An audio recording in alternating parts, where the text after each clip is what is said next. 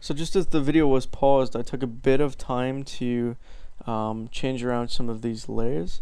So you can see that I've put this work in progress joint system that we had, I placed that in the skeleton layer, and you can see that I've went ahead and named these. So in here you can see that if I run into the head joint, I've named it CH for character, Snock because that's his name, it's the head, and JNT for joint.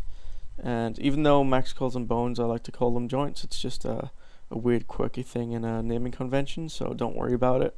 If you're getting confused with joints and bones, they're both the same thing for me. And likewise, I've renamed the this locator to character Snock root locator, and he's still, you know, there's no change on that. He's still the top root node in this. So no real big changes, just mostly on the layers and all of the naming.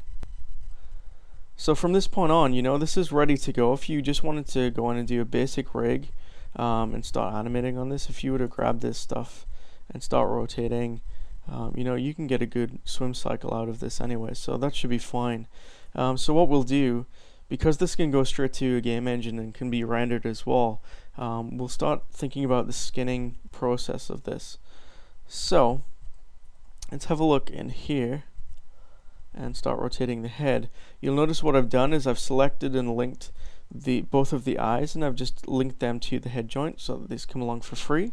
It saves us worrying about skinning or anything like that. It just makes life a bit easier for us. But we have to get this geometry moving along with all of these bones right now. So it's going to take a little bit of time to get this right, but it's just general skinning, and we're not going to use anything other than that, nothing fancy at all. So let's select the body geometry, and in the modifier list, if we scroll all the way down, we can find the skin modifier. Let's just click on that.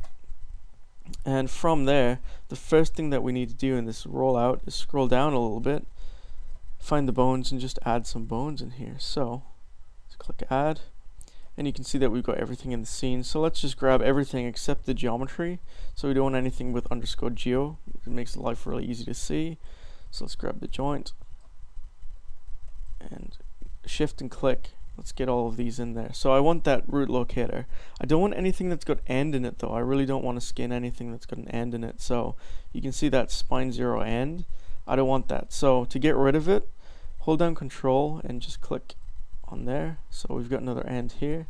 And I'm just looking for anything with end in the name.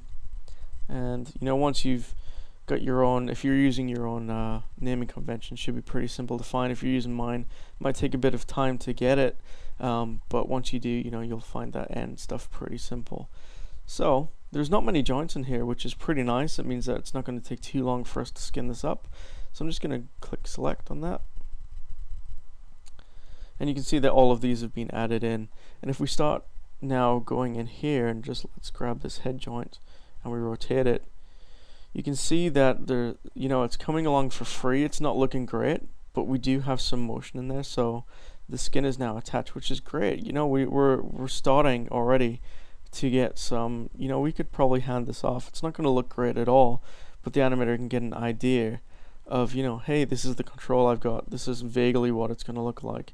They'll probably end up turning this off, to be fair, because of all the tearing, but they get an idea of how you're thinking about the deformations and things like that.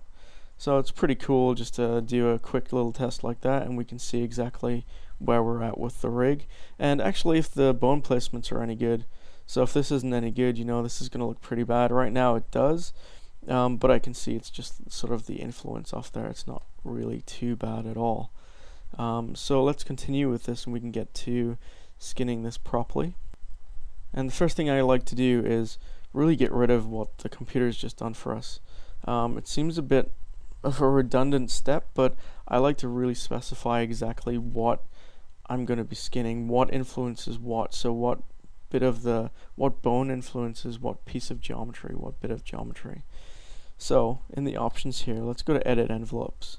I'm going to turn on vertices. I want to be able to select the vertices, and I'm going to scroll down, and I'm going to click this little weight tool, this spanner icon, and it's going to give me a new rollout which got tons of cool features that we'll go through in a second. I'm just going to scroll a little bit further down though, and I want to go to display, and I just want to turn on show no envelope. So you can see this envelope inside here, this capsule. This is an envelope, and I really don't use envelopes, so I don't want to see any. So let's just show no envelopes on that, and you can see that's disappeared, which is great. And if you are working in a game engine, this is pretty interesting and you know, pretty crucial. Go to the advanced parameters tab and come down here to the bone effect limit, and ask your engineers or your programmers what the bone effect limit is. Generally, I've found that it's 4 bones, and pretty much what this means is how many bones can affect one vertice.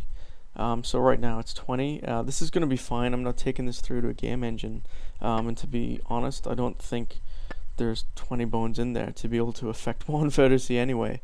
But generally, if you do have problems with too many bones affecting vertice, this could easily fix it if you just drop that down to 4. So that's just a little trick that could help you out if you're doing this for games.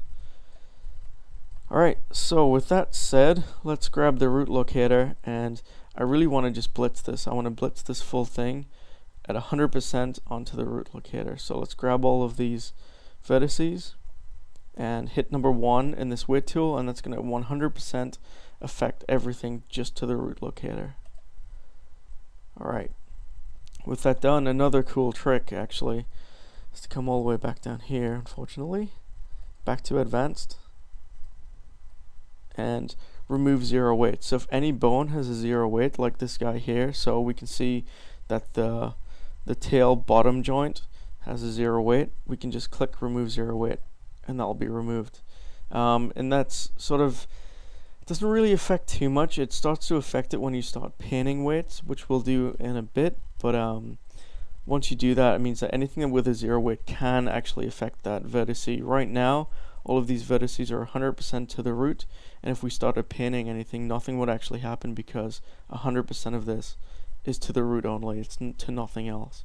Nothing else can actually go on there and affect it, even if it's at 0. So yeah, it just removes that data from it and makes it a little bit easier. So with that blitz to 100%, we can start blocking in the skinning.